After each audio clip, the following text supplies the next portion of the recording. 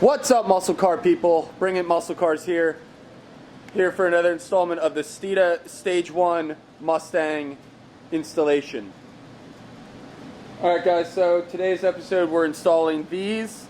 These are toe trailing something camber arms. I'm not even sure what they are.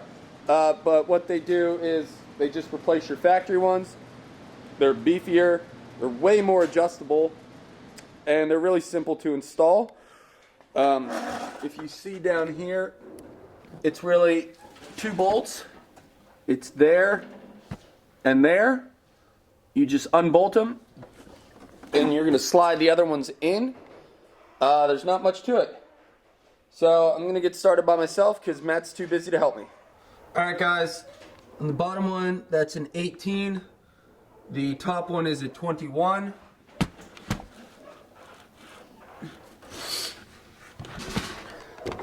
It's pretty simple.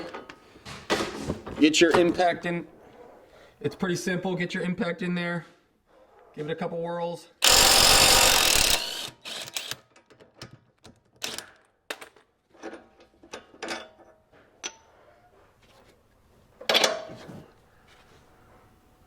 Well, that's a bummer. Looks like that top one, because we put this stupid brace in the middle now. Right. That's the Steeda subframe brace. I didn't think about that. That's going to be in the way a little bit.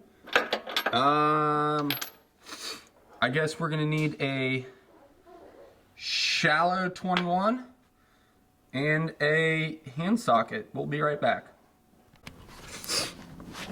Alright guys, we got the bolt going here. It took a little effort. I had to stand on it because couldn't really get that much leverage in there. But loosen that up. The bolt probably won't spin on the other side, so it's okay. And yeah, just keep doing that until it comes out. So as you can see, this is adjustable, and it's currently adjusted very not even. So it's lined up on the top, and then you see the bottom how it's off real far. You pretty much can just loosen the bolts in the middle there, and you want to get them as even as possible. When you take it out, pay attention, you've got these camber plates in the middle. Now, you're going to need a big alignment after this. And I'm not even paying attention to them because we're just going to go straight to the alignment shop because we've done pretty much everything else in the back of the car.